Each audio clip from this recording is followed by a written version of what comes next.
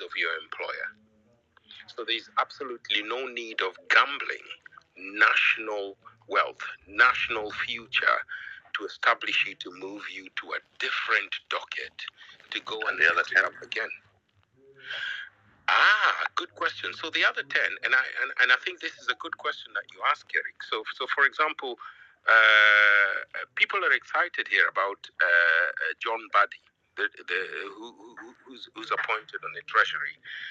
And I want to say that, listen, John Buddy is an intelligent person. However, he speaks to the intelligent that people want to hear, the common person wants to hear. However, young people want to see people be put in prison. And this is one of the things that he never put in.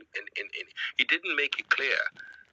Eurobond ilikuwa $2 billion. I don't know if anybody understands that $2 billion means Buddha, if you're given $1 billion, it means you're spending $30,000 every day, every single day, for 200 years.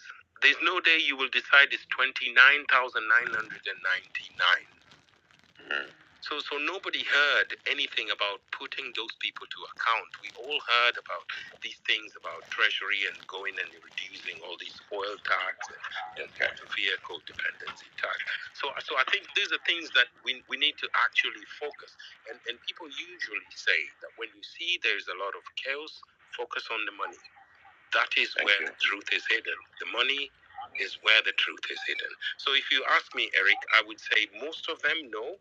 Apart from the gentleman that was coming in for water, I forget his name, Eric Muga. Most of them seemed to understand what they were saying, but they spoke to what the public wanted to hear. But I wanted to hear that there is going to be accountability, and that is why people are out in the streets, and that's why people will be out in the streets in 2 days.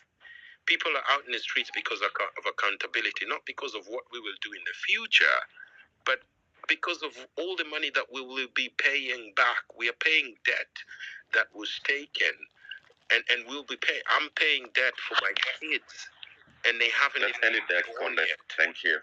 Yeah. Thank you. So I appreciate this. Thank you so much. There's absolutely no reason for you to make millions, 100 million. Thank you, Kikombe. Thank you. Position. Yeah. Go there.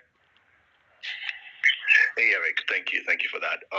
So I do share some sentiments with a number of speakers who, just spoke. However, I think when having conversations within these parameters, we have to be we have to exercise radical honesty. And therefore, mine is not necessarily to approve or disapprove of their cabinet secretaries. I think the Constitution and the legislation allows for the parameters on that. I think mine is to say that if we are going to shift this country towards a different direction, we can talk about overhauling the entire system. But if we're to be radically honest, a number of people here are, a number of people out there, or even here on Twitter Spaces, are beneficiaries of corruption. How many people can stand and say that they don't know a friend of a friend or a family or a friend of a family who got them a bursary somewhere, who got them a job somewhere? So we have a cultural issue, a mindset of corruption entirely. If you calculate 1 million Kenyans in a day giving out 100 shillings to police officers, that is 100 million Kenyan shillings that's going to corruption.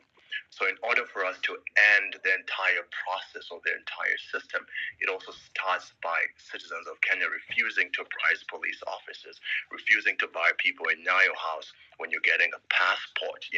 Those are things that we have to really look at, because if we start looking at just the CSs nominated based on their qualifications or not, America, the UK, a lot of countries have political appointments as such. They have corruptions as well. We have a service delivery issue, and I can tell you right now, if Kenyans were getting their service delivery, they wouldn't mind so much about who's being appointed.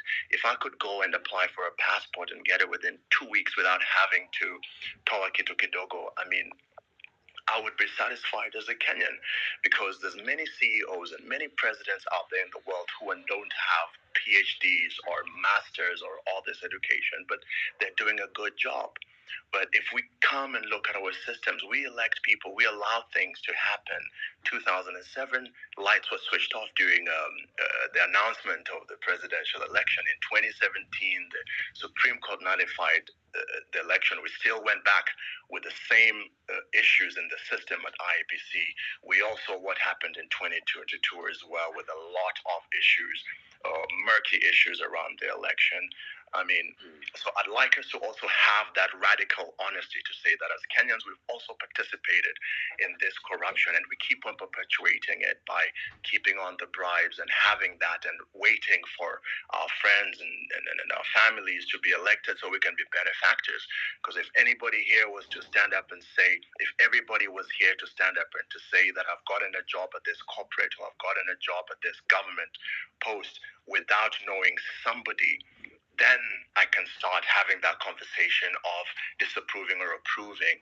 Other than that, mine is to say that as a culture, as a country, we all need to also have that radical honesty of stopping these things in our daily lives, so our children cannot look at corruption, cannot look at you bribing a cop or bribing your way into Nyayo House and think it's okay.